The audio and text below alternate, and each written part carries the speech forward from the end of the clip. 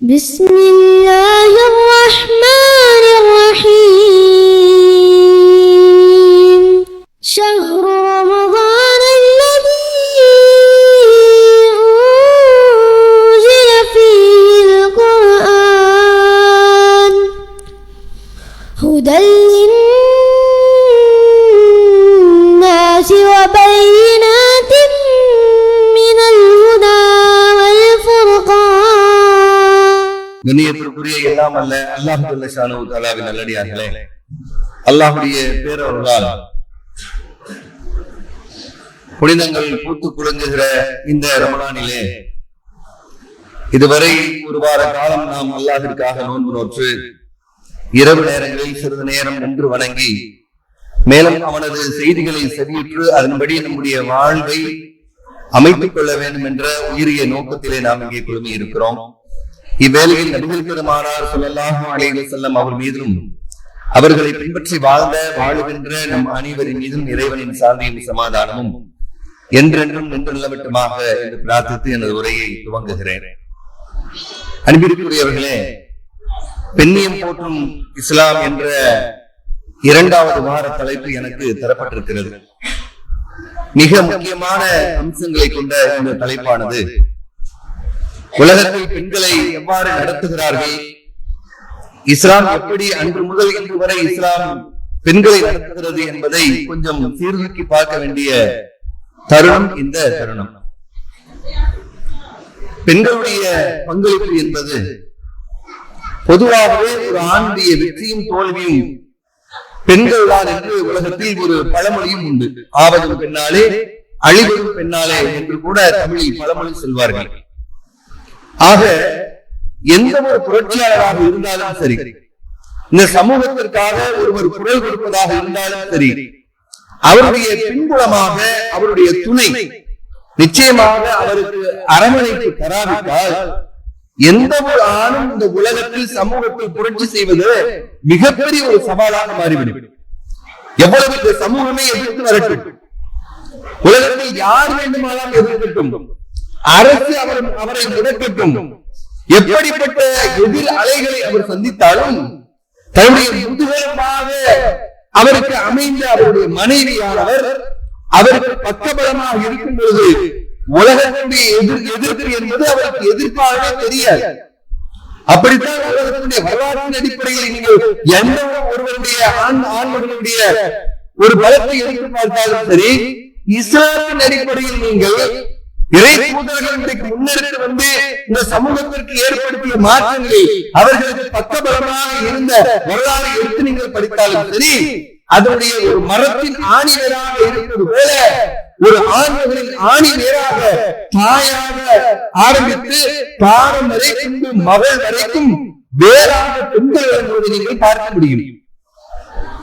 அண்ணன் பெருமானார் நபிகள் பெருமானார் ஸல்லல்லாஹு அலைஹி வஸல்லம் அவர்களுடைய வாழ்க்கை தோற்றத்தை நீங்கள் பாருங்கள், நபிகளுடைய தோற்றத்தை பாருங்கள். அல்லாஹ் நபியாக தேர்வு செய்வதற்கு சில காலங்களுக்கு முன்னால் கனவு காண்கிறார்கள்.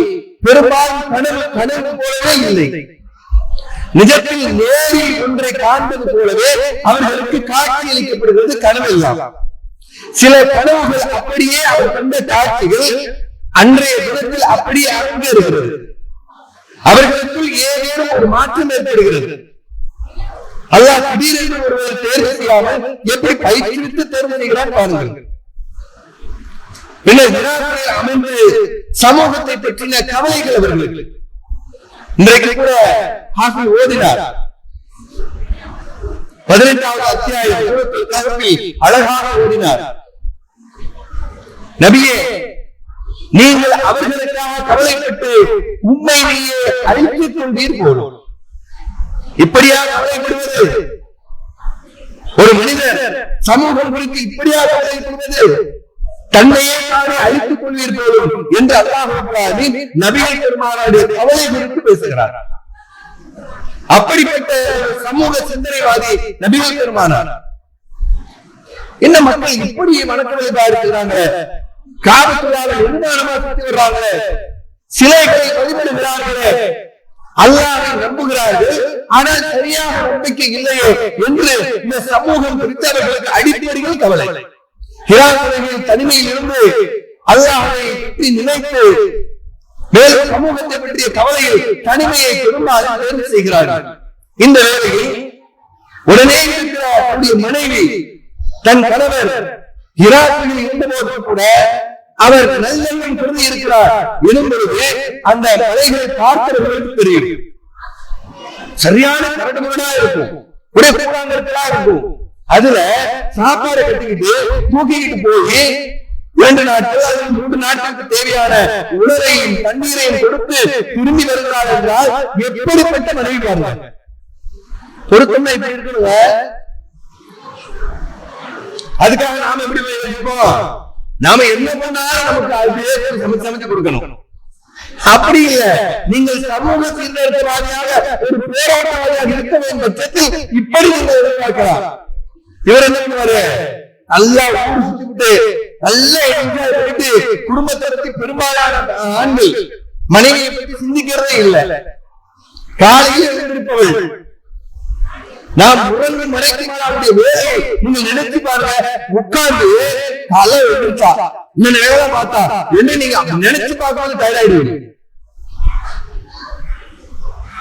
உடல் ரீதியாகவே அவர் அப்படி ஒரு வலுவானவராக இருந்தால் படைக்கப்பட்டிருக்கிறார்.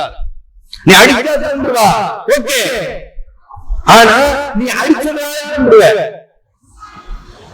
ஆம்பளை 10 மூட்டையை தூக்குவான், 100 மூட்டை ஒரு நாள் தூக்குவான், 1000 மூட்டை தூக்குவான், 10 மணி நேரம் வேலை பார்ப்பான், 8 மணி நேரம் வேலை பார்ப்பான். ஆனா அதே 15 மணி நேரம் ரெஸ்ட் தேவைப்படும். பெண்கள் எல்லாம் வெங்காயம் மாதிரி தெரியும், குழந்தைய பார்த்துவாங்க, அடுத்து பார்த்துவாங்க, அட் தி சேம் டைம் டிவியை பார்ப்பாங்க, வெளியில ஏதோ முக்கியது எடுத்துருவாங்க. அப்போ கான்சென்ட்ரேஷன் டயர்ட் ஆயிடும், ஆனா டயர்ட் ஆக மாட்டாங்க. இப்படி அன்னை ஹதீஜா ரலியல்லாஹு அன்ஹா அவர்கள் கணவருக்காக உணவையும் பாரத்தையும் தயாரித்து கொண்டு போய் கொடுத்தவர்கள் நேரில் ஒரு நாள் இரவு கழித்து வேலையாக வீட்டுக்கு வருகிறார்கள் நபிகள் பெருமானார். ஒன்று ஜம்மிலூனி ஜம்மிலூனி, என்னை போர்த்துங்கள் போர்த்துங்கள் என்கிறார்கள். ஒரே படபடப்பு. உள்ளே ஏதோ பிடித்துட்டு வருகிறார். அவரே சாந்தமானவர் எனும் பட்சத்தில் என்ன செய்தியும் நம்ம கேட்கலங்க. அவ்வளவு பியூட்டியை பாருங்க. அப்படி பதறல, அவர்களுடைய மெச்சூரிட்டியை பாருங்க. போர்த்து விடுகிறார்கள். பிறகு அச்சுகிறார்கள். எனக்கு அச்சமாக இருக்கிறது, எனக்கு என்னவோ ஆயிற்று என்று நான் எண்ணுகிறேன். உடனே ஆறுதல் சொல்கிறார், வல்லாஹி அப்படி கல்லா, வல்லாஹி அப்படி நினைக்காதீர்கள், வல்லாஹ் அல்லாஹ் ஒருபோதும் உங்களை இழிவுபடுத்த மாட்டார் என்று சொல்லிவிட்டு அப்படியே பட்டியலிடுறார். பாருங்க, அடுத்து பாருங்க. நீங்கள் உறவினர்களை அனுசரிக்கிறீர்கள். சும்மா இல்ல, சாதாரணமா உங்களை அல்லாஹ் கைவிட மாதிரி நினைக்காதீங்க. அல்லாஹ் உங்களை உறவினர்களை நீங்கள் அனுசரிக்கிறீர்கள், சிரமப்படுவர்களுக்கு நீங்கள் உதவுகிறீர்கள். அடுத்தவருடைய பாரத்தை சோதனை காலங்களிலே பொதுவான சோதனை என்று நீங்கள் அதற்காக உதவி செய்கிறீர்கள். இப்படி பல்வேறு விதமான நல்ல காரியங்களை செய்கிறீர்கள். அப்படி இருக்க அல்லாஹ் உங்களை கைவிடவே மாட்டால் கவலை கொள்ளாதீர்கள் என்று சொன்ன பிறகு அவர்கள் நடந்ததை சொல்கிறார்கள். இவ்வாறு ஜிப்ரீல் அலைஹிஸ்ஸலாம் வந்தார், 600 ரெக்கைகளோடு வந்தார். நான் சற்று அதிர்ந்து போனேன். பின்னர் மனித உருவத்தில் மாறி என்னை கட்டி அணைத்து ஓதுகிறாக என்றார். சில வசனங்களை சொன்னார் என்று பின்னர் சொல்றாரு. அதுக்கு அப்படியே வரிசையா வரும் ஹதீஸ்ல பாத்தீங்கன்னா. அப்படியா, நல்ல விஷயம் தான். வாருங்கள், எனக்கு தெரிந்த ஒரு மார்க்க அறிஞரிடம் போய் நான் அழைத்து செல்கிறேன். அவருடைய சிறிய தந்தையின் மகன் ஒருவர். அப்படி இருக்க என்ற அவரிடம் அழைத்து சென்று இப்படி நடந்திருக்கிறது என்ன என்று அவர்கள் விளக்கம் கேட்க, இப்படித்தான் இறைத்தூதர்களை அல்லாஹ் தேர்வு செய்து விட்டார். ஆகவே ஒரு காலத்தில் இங்கிருந்து நீங்கள் விரட்டப்படலாம், அந்த காலத்தில் நான் இருந்தால் அங்கோடு இருப்பேன் என்று அவர் சொல்கிறார். சொன்னதோ நான் கேட்பதற்கு நற்செய்தி கொண்டு வருகிறது. ஒரு குடும்பத்தினருக்கு இது பெரிய பாரமான செய்தி. என்னது, இவ்வளவு பெயர் பெற்ற இவ்வளவு சாந்தமாக வாழ்கிற நேர்மையாக அடுத்தவருக்கு உதவி செய்கிற என் கணவர் இங்கிருந்து விரட்டப்படுவாரா? அப்படி என்றால் உங்களுடைய நிலை என்னவாகுமோ என்றல்லாமல், அப்படியா என் இறைவனுடைய வழி என்று நான் ஏற்றுக்கொள்கிறேன் என்று முதலாக இஸ்லாத்தை ஏற்றுக்கொண்டு பக்கவராக இருந்தார் பாருங்கள். அந்த பெண்ணை விட உலகத்தில் யார் ஒரு உறுதிமிக்க பெண்ணை காட்ட முடியும்? நபிகள் பெருமானாருடைய ஆரம்பத்தில் நபிகளார் குறிப்பிட்டார்கள். நபிகளாருடைய நேரத்தின் வர்ணனையை நீங்கள் பார்க்கலாம். மிக கம்பீரமாக நபிகள் நாயகம் நடக்கும்போது சருக்கள் வந்து இறந்தோடு நடப்பார்கள். அப்படி என்றால் நெஞ்சை தூக்கி ஆண்களால் கம்பீரமாக நடக்கக்கூடிய அற்புதமான ஒரு போர்படை தளபதி, எதற்கும் அஞ்சாதவர்கள். அப்படிப்பட்டவர் இந்த சூழல் அவை நடுக்கப்படுத்துகிறது. அதை சமன் செய்கிற அவருடைய மனைவி. பிறகுதான் மற்றவர்கள் விசுவாசத்தை ஏற்றுக்கொள்கிறார்கள். 13 ஆண்டு காலம் அந்த நாட்டில் எதிர்ப்போ காலம் இருந்தது என்றால் உலகமே இருக்கும். என் மனைவி என் குடும்பம் என்னை அனுசரிக்கிறது என்றால் இதை என்ன வேண்டும் என்பதுதான் ஒரு ஆண்மகனுடைய பாதையின் வெளிச்சம். அப்படி ஹதீஜா ரலியல்லாஹு அன்ஹா அவர்கள் அல்லாஹ்வுடைய தூதருக்கு ஒரு உறுதுணையாக இருந்ததை நாம் எல்லாம் அறிகிறோம். அப்படி இஸ்லாமிய பார்த்த அந்த வரலாற்று பெண்களில் இப்படி ஒரு பெண் இருக்க வேண்டும் என்று நாம் நம்புவதற்கு அன்னை ஹதீஜா ரலியல்லாஹு அன்ஹா ஒரு மிகப்பெரிய ஒரு உண்மை. இது எந்த அளவுக்கு நபிகளார் அவர்கள் மீது அன்பு வைத்திருந்தார்கள் என்றால், மதீனாவுக்கு சென்று சில ஆண்டுகள் அவர் இறந்து கலைக்கும் போதும் கூட எப்பொழுதெல்லாம் குர்பானை அறுத்து அந்த இறைச்சியை பங்கிடுவார்களோ, ஹதீஜா ரலியல்லாஹு அன்ஹா அவர்களுடைய தோழர்களுக்கு கொண்டு கொடுங்கள் என்று, அவர்களுக்கு யாரெல்லாம் குறிப்பா விட்டவர்களோ அவர்களுக்கு எல்லாம் கொடுத்து விடுங்கள் என்று இப்படி ஒரு பெண்ணை நபிகள் பெருமானார் போற்றினார்கள் என்றால் இதிலிருந்து நமக்கு பாடம் இருக்கிறதா இல்லையா? ஹதீஜா இந்த பாட்டு ஆயிஷா ரலியல்லாஹு அன்ஹா புராணப்பட்டிருக்கிறாங்க.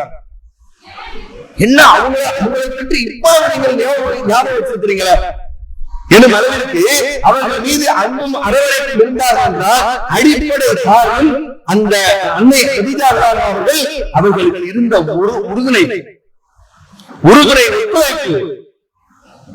கணவர் அல்லாஹ்வுக்காக உழைக்கிறார், நானும் ஒத்துழைக்கிறேன்.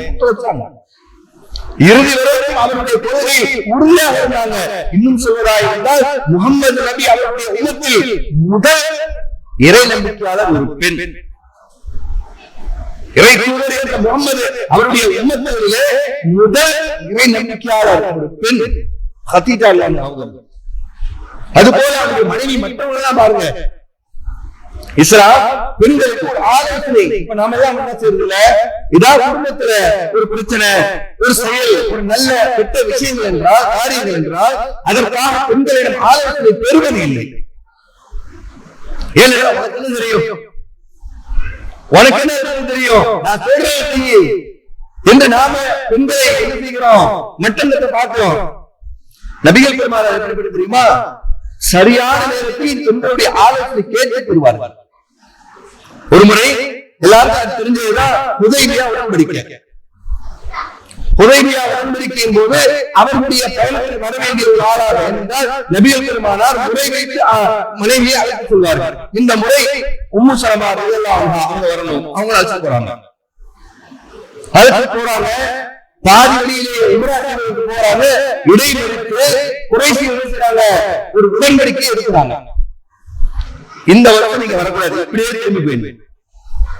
அடுத்த வருஷம் வர்றாலும் சரி வரலாம், ஆயுதங்களோட வரக்கூடாது. இந்த ஒரு வருஷத்துக்கு இடையில, அடுத்த வருகைக்கு இடையில யாரு இங்கே உங்களுக்கு இங்கே வந்தா நாங்க அப்படியே வச்சுக்குவோம், எங்ககிட்ட உங்களுக்கு ஆட்கள் வந்தா நாங்க திருப்பி நீங்க திருப்பி அனுப்பிடணும். கிட்டத்தட்ட அவங்களுக்கு ஒத்துக்கூட மாதிரியே இருக்கு. சஹாபாக்களுக்கு பிடிக்கவே இல்லை. நபிகள் பெருமானார் என்ன செய்யறாங்க, சரி ஒப்பந்தம், எனக்கு தேவை சமாதானம், சரி ஒப்பந்தம் எடுக்கிறேன்.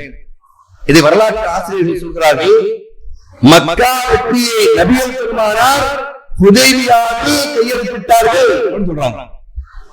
பெரிய மக்கா வெற்றி கத்தி இல்லாமல் ரத்தம் இல்லாமல் உலகத்திலே இப்படிப்பட்ட வெற்றியை யாரும் கண்டிருக்க முடியாது.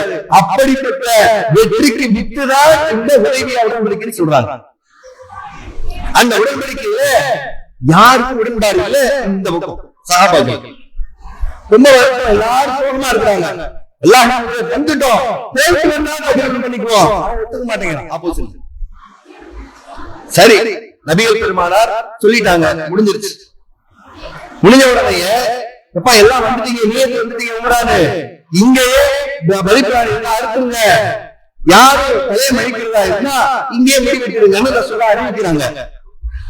யாரும் கேட்கலன்னா என்ன, கேட்க கூடாது. நபிகள் பெருமானார் மாறு செய்வது இல்ல. எல்லாம் எப்படி செய்வது, எப்படி போய் நான் எனக்கு மட்டும் சொல்லு, நீ செய்ய பார்ப்போம், நீ செய்ய பார்ப்போம், எல்லாம் இருக்குங்க. அது மாதிரி ரசூலுல்லாஹ் சொல்லி பார்த்தாங்க. ரொம்ப முகம் ஆடி போய் தன்னுடைய கூடாரத்துல போறாங்க. ஆனா உம்மு சலமா இருக்கிறாங்க. அல்லாஹ் ஏன் முகம் ஆடி வருகிறேன், இந்த மாதிரி உடன்படிக்கை முடிஞ்சிருச்சு, திரும்பி போக வேண்டியதுதான். யாரும் பலிப்பிராணி அறுக்கிற மாதிரி இல்ல, முடிய கழுற மாதிரி இல்ல, என்ன செய்வது, அவ்வளவுதானே. நீங்கள் திரும்பி கூட வெளியே செல்லுங்கள், யாரிடமும் பேசாதீர்கள். உம்மு சலமா பொதுவாக அவங்க நபிகள் பெருமாவுடைய மறைவுகளை ரொம்ப மெச்சூரிட்டி, நல்ல முயற்சியான ஒரு அருமையான ஒரு பெண். என்ன பண்றாங்க, யாருக்கும் பேசாதீங்க, நேரம் போல உங்க ஒட்டகத்தை அருங்க, நீங்க முடிய முடிச்சுங்க, நீங்க மாறி பேசாம வாங்க, அப்புறம் மாறி அப்படிங்கிறாங்க. உடனே அபிநாயம் போறாங்க. யாரு ஆலோசனை கொடுத்தது, யாருக்கு? كما أرسلنا فيكم رسولا منكم يتلو عليكم آياتنا ويزكيكم ويعلمكم الكتاب والحكمة ويعلمكم ما لم تكونوا تعلمون. உங்களிலே தூதரை அனுப்பியது உங்களுக்கு நாம் அருள் செய்திருக்கிறோம். அவருடைய வருகையே அருள்.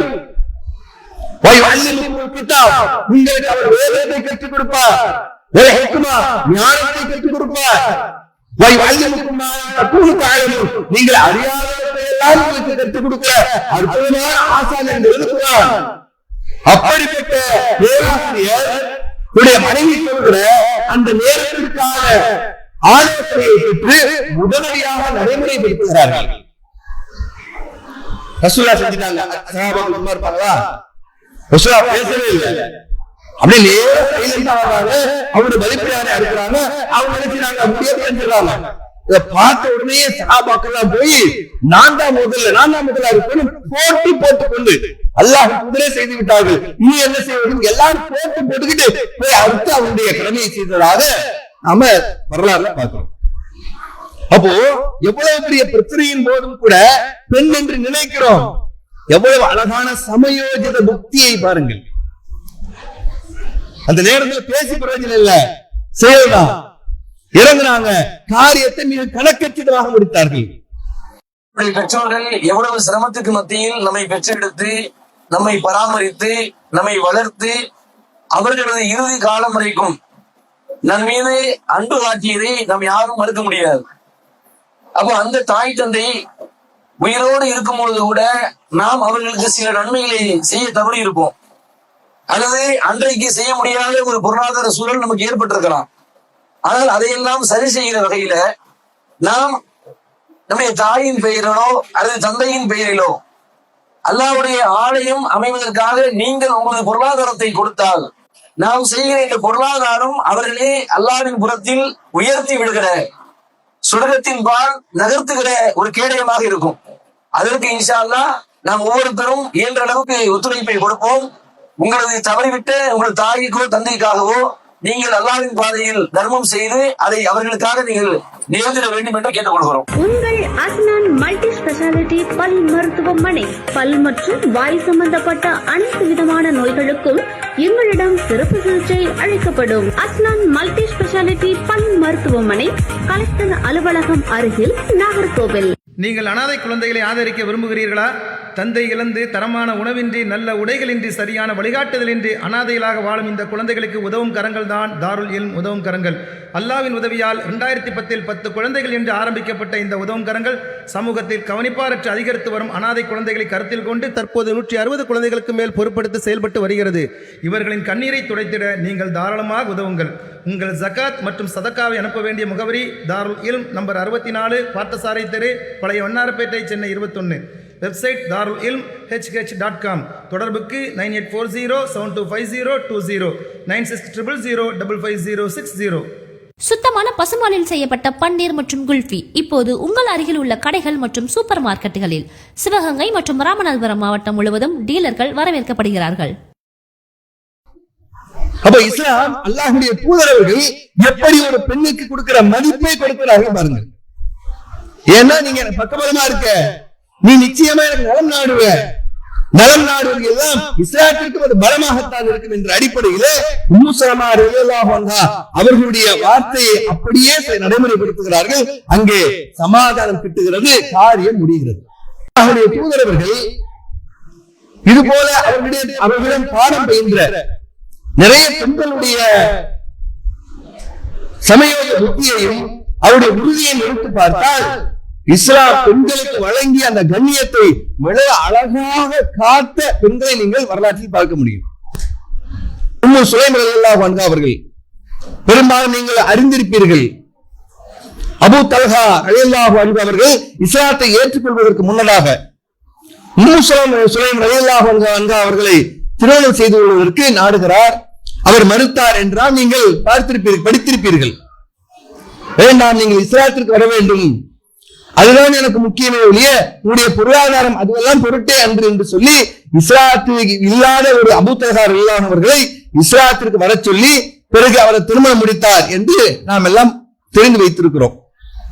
அப்படிப்பட்ட உம்மு சுலைம் ரலியல்லாஹு அன்ஹா அவர்கள் எவ்வளவு அழகாக அவருடைய வாழ்க்கையுடைய நடைமுறையை ஒரு சமய சூழலுக்கு ஏற்ப வாழ்க்கையை கொண்டு செல்வது இருக்குதுங்க. அது சில பெண்கள் ரொம்ப கணக்கச்சிதமா செய்வாங்க. அதுல உம்மு சுலைம் ரலியல்லாஹு அன்ஹா அவங்க ஒரு நேரம் அபூ தல்ஹா வெளியூருக்கு போயிட்டு ஊருக்கு வர்றாரு. பெரிய பயணம், ஒரு நாட்களை தாண்டிதான் இருக்க வேண்டும். அவர் வீட்டுக்கு வர்றாரு.